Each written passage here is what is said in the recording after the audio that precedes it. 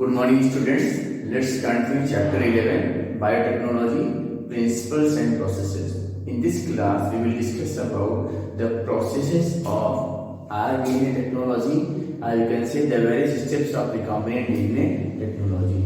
So you can see on the board, there are total 9 steps to complete the process of rDNA technology. Okay, you know well what is recombinant DNA technology. The process by which we can change the chemistry of the genetic material leading to the change of the phenotype of the organism is known as recombinant DNA technology, also known as the rDNA technology. So it is completed into total 9 steps. The step 1 you can see, first one is the isolation of DNA, second one is the restriction of isolated DNA. Okay, third one, isolation of desired DNA from DNA fragments by gel electrophoresis. Fourth one, amplification of desired gene by using PCR. Fifth one, ligation of desired gene into the suitable reactor. Sixth, insertion of rDNA into the host cell. Okay, and next seventh one, culturing of the host cells. Eighth, extraction of desired gene product, and last one, downstream processing, that is DSP. So let us see step 1, isolation of DNA. You can say, DNA is isolated from the various samples. The samples may be semen, maybe blood cells, etc. Okay, so in the first step, we will isolate the DNA from the samples, and these samples only isolated, this DNA from the samples only isolated by using various lysing enzymes that is responsible for the removal of outer boundary of the cell.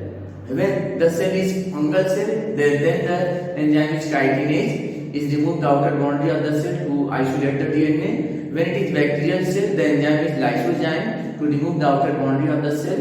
And when it is plant cell, then the enzyme cellulase is removed to remove the outer boundary of the plant cell. And last one, when it is animal cell, then lipase and protease is used to remove the outer boundary of the cell.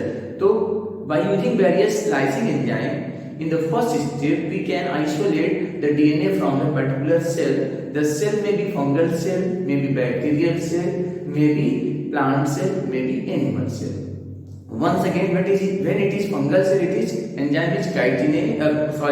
Enzyme is you can say chitinase. Okay, and when it is animal cell, protease and lipase. When plant cell, cellulase. But when animal cell, it is protease and lipase. So this is all about the step 1, isolation of DNA. So by using various lysing enzymes, we can isolate the DNA from the particular cell.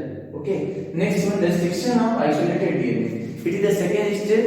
After isolating the DNA, we can broken down these DNA fragments into the small pieces by using a special enzyme known as restriction internuclease. This enzyme having capacity to break down DNA at specific DNA sequences, so it is called restriction endonucleases. Now in the step 3, after the step 2, we can get a number of large fragments of the DNA molecule, maybe smaller and larger. Okay, and these fragments separate on the basis of a special method known as gel electrophoresis to isolate the desired gene DNA fragment. Okay, so by using gel electrophoresis, we can isolate our gene of interest, or you can say foreign gene. Okay, now in the step 4, amplification of the desired gene by PCR. You know that in a particular cell there is very limited number of the desired genes are present. So in the step 4, we can amplify the, you can say we can increase the number of DNA fragments by using special method known as polymerase chain reaction. Okay, it was discovered by Carey Mullis. By this method, we can amplify millions of copies of the desired gene within a few seconds. Okay, it is completed into total 3 steps. Step 1 is called denaturation, step 2 is annealing, and step 2 is annealing, and third one is known as primer extension. Detail of PCR we will discuss in the separate video. Okay, separate class.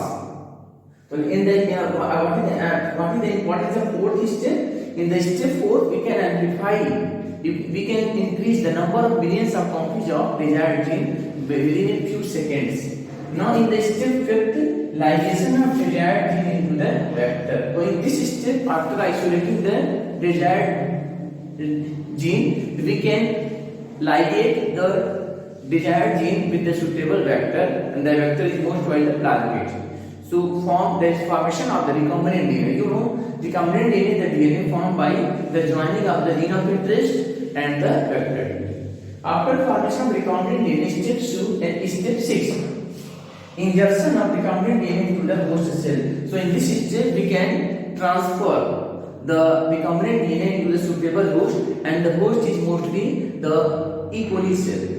This method is known as transformation. Okay. So in the step 6, we can transfer the recombinant DNA into the suitable host, and inside the host, this recombinant DNA will increase its number. When the bacterial cell divides, recombinant DNA also divides.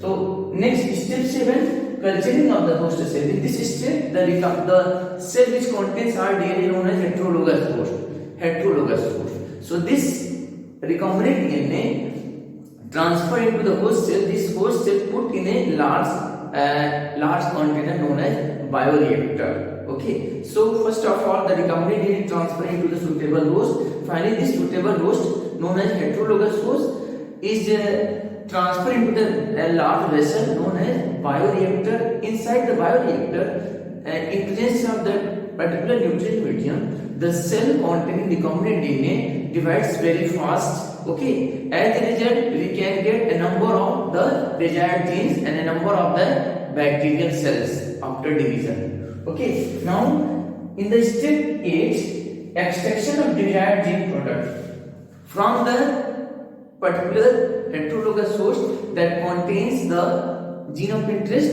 This from the cell we can isolate the gene product in the step 8 by using the isolation method, and finally the downstream processing. In this step, the particular product isolated from the host cell is purified before transferring to the market. That is known as downstreaming processing. It is the last step of rDNA technology.